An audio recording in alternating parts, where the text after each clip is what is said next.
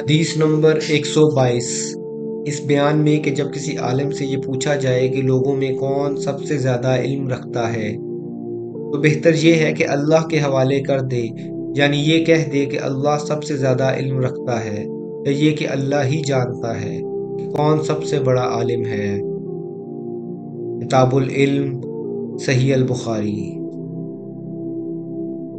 حدثنا عبد الله بن محمد قال حدثنا سفيان قال حدثنا عمرو قال أخبرني سيد بن جبير قال قلت لابن عباس إن نوفل بقالية يزعم أن موسى ليس بموسى بني إسرائيل إنما هو موسى آخر، فقال كذب عدو الله.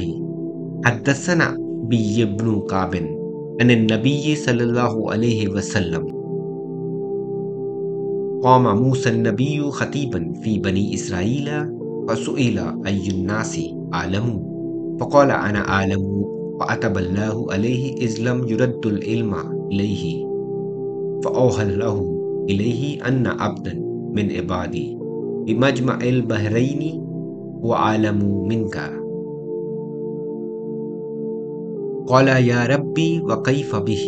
فقيل له أحمل حوتا في مكتل وإذا فقدته فهو سمى فانطلق بفتاه يوشع بن نون وحمل حوتا في مكتل حتى كان عند الصخرات فدعا رؤوسهما وناما فانسل الحوت من المكتل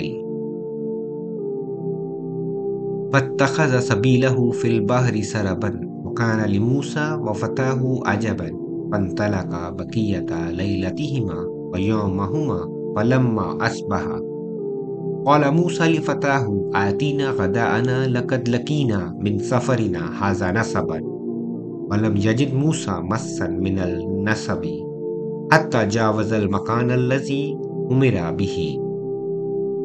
قال له فتاه أرأيت إذ أوينا إلى الصخرات فإني نسيت الحوت؟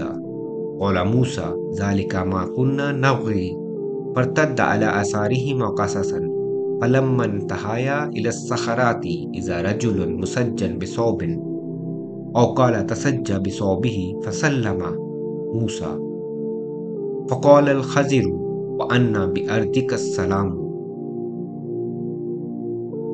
قال أنا على موسى؟ فقال موسى بني إسرائيل؟ قال نعم.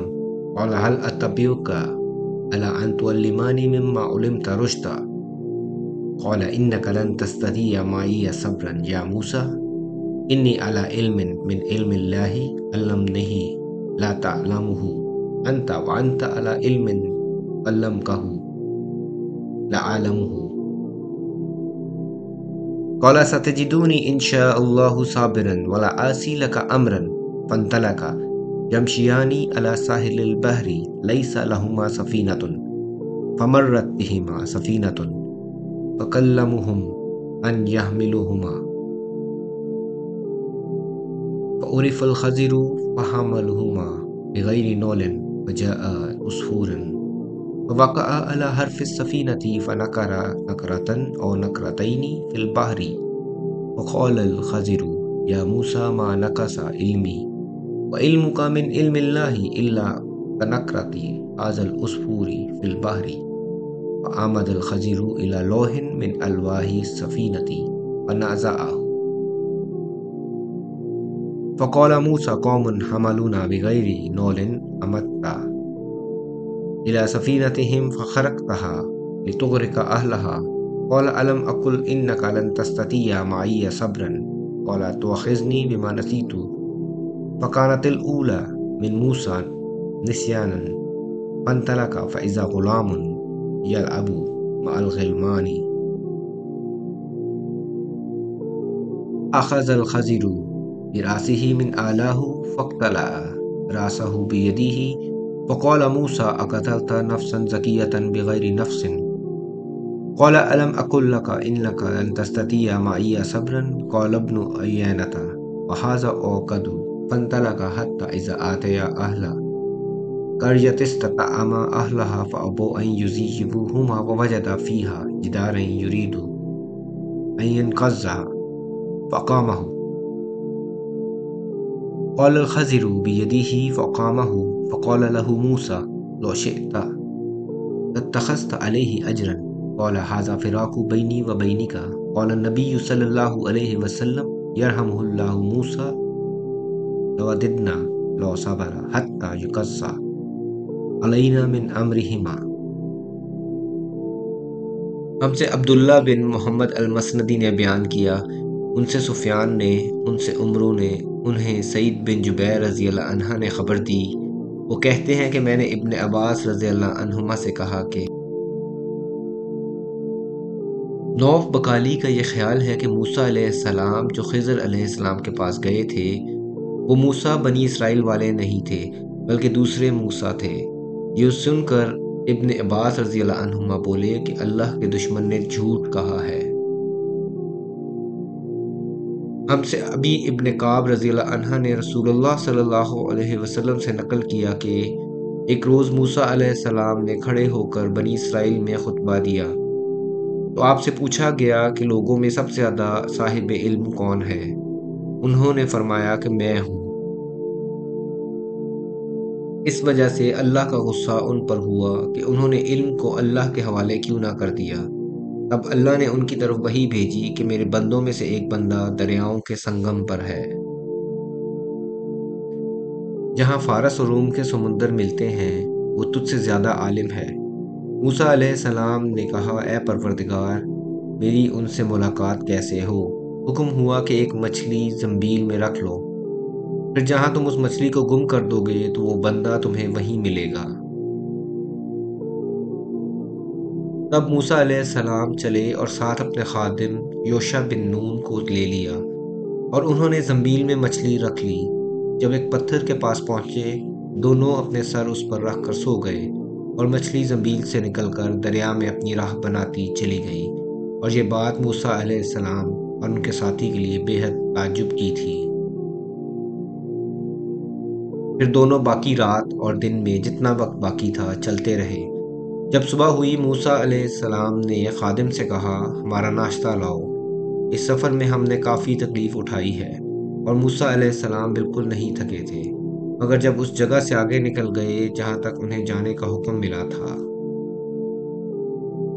تب ان کے خادم نے کہا کیا آپ نے دیکھا تھا کہ جب ہم صخرہ کے پاس ٹھہرے تھے تو میں مچھلی کا ذکر بھول گیا، بقول بعض صخرہ کے نیچے آب حیات تھا، وہ اس مچھلی پر پڑا اور وہ زندہ ہو کر بقدرت الہی دریا میں چل دی۔ یہ سن کر موسیٰ علیہ السلام بولے کہ یہ ہی وہ جگہ ہے جس کی ہمیں تلاش تھی۔ تو وہ پچھلے پاؤں واپس ہو گئے۔ جب پتھر تک پہنچے تو دیکھا کہ ایک شخص کپڑا اوڑھے ہوئے موجود ہے۔ موسیٰ علیہ السلام نے انہیں سلام کیا۔ خضر علیہ السلام نے کہا کہ تمہاری سرزمین میں سلام کہاں؟ پھر موسیٰ علیہ السلام نے کہا کہ میں موسیٰ علیہ السلام ہوں۔ خضر بولے کہ بنی اسرائیل کے موسیٰ؟ انہوں نے جواب دیا کہ ہاں۔ پھر کہا کیا میں آپ کے ساتھ چل سکتا ہوں تاکہ آپ مجھے ہدایت کی وہ باتیں بتلائیں جو اللہ نے خاص آپ ہی کو سکھلائی ہیں؟ خضر علیہ السلام بولے تم میرے ساتھ صبر نہیں کر سکو گے۔ اے موسیٰ، مجھے اللہ نے ایسا علم دیا ہے جسے تم نہیں جانتے، اور تم کو جو علم دیا ہے اسے میں نہیں جانتا۔ اس پر موسیٰ نے کہا کہ اللہ نے چاہا تو آپ مجھے صابر پاؤ گے، اور میں کسی بات میں آپ کی نافرمانی نہیں کروں گا۔ پھر دونوں دریا کے کنارے کنارے پیدل چلے۔ ان کے پاس کوئی کشتی نہ تھی کہ ایک کشتی ان کے سامنے سے گزری۔ کشتی والوں سے انہوں نے کہا کہ ہمیں بٹھا لو۔ خضر علیہ السلام کو انہوں نے پہچان لیا اور بغیر کرایہ کے سوار کر لیا۔ اتنے میں ایک چڑیا آئی اور کشتی کے کنارے پر بیٹھ گئی۔ پھر سمندر میں اس نے ایک یا دو چونچیں ماری۔ اسے دیکھ کر خضر علیہ السلام بولے کہ اے موسیٰ، میرے اور تمہارے علم نے اللہ کے علم میں سے اتنا ہی کم کیا ہوگا جتنا اس چڑیا نے سمندر کے پانی سے۔ پھر خضر علیہ السلام نے کشتی کے تختوں میں سے ایک تختہ نکال ڈالا۔ موسیٰ علیہ السلام نے کہا کہ ان لوگوں نے تو ہمیں کرائے لیے بغیر مفت میں سوار کیا، اور آپ نے ان کی کشتی کی لکڑی اکھاڑ ڈالی تاکہ یہ ڈوب جائیں۔ خضر علیہ السلام بولے کہ کیا میں نے نہیں کہا تھا کہ تم میرے ساتھ صبر نہیں کر سکو گے؟ اس پر موسیٰ علیہ السلام نے جواب دیا کہ بھول کر میری گرفت نہ کرو۔ موسیٰ علیہ السلام نے بھول کر یہ پہلا اعتراض کیا تھا۔ پھر دونوں چلے، کشتی سے اتر کر ایک لڑکا بچوں کے ساتھ کھیل رہا تھا۔ خضر علیہ السلام نے اوپر سے اس کا سر پکڑ کر ہاتھ سے اسے الگ کر دیا۔ موسیٰ علیہ السلام بول پڑے کہ آپ نے ایک بے گناہ بچے کو بغیر کسی جانی حق کے مار ڈالا، غضب ہو گیا۔ خضر علیہ السلام بولے کہ میں نے تم سے نہیں کہا تھا تم میرے ساتھ صبر نہیں کر سکو گے؟ ابن عیینہ کہتے ہیں کہ اس کلام میں پہلے سے زیادہ تاکید ہے، کیونکہ پہلے کلام میں لفظ لق نہیں کہا تھا، اس میں لفظ زائد کیا، جس سے تاکید ظاہر ہے۔ پھر دونوں چلتے رہے، حتیٰ کہ ایک گاؤں والوں کے پاس آئے، ان سے کھانا لینا چاہا۔ انہوں نے کھانا کھلانے سے انکار کر دیا۔ انہوں نے وہیں دیکھا کہ ایک دیوار اسی گاؤں میں گرنے کے قریب تھی۔ خضر علیہ السلام نے اپنے ہاتھ کے اشارے سے اسے سیدھا کر دیا۔ موسیٰ بول اٹھے کہ اگر آپ چاہتے تو گاؤں والوں سے اس کام کی مزدوری لے سکتے تھے۔ خضر نے کہا کہ بس اب ہم اور تم میں جدائی کا وقت آ گیا ہے۔ جناب محبوب کبریا رسول اللہ صلی اللہ علیہ وسلم فرماتے ہیں کہ اللہ موسیٰ پر رحم کرے۔ ہماری تمنا تھی کہ موسیٰ کچھ دیر اور صبر کرتے تو مزید واقعات ان دونوں کے بیان کیے جاتے اور ہمارے سامنے روشنی میں آتے، مگر موسیٰ علیہ السلام کی عجلت نے اس علم لدنی کے سلسلے کو جلد ہی منقطع کرا دیا۔ محمد بن یوسف کہتے ہیں کہ ہم سے علی بن خشرم نے یہ حدیث بیان کی، ان سے سفیان بن عیینہ نے پوری کی پوری بیان کی۔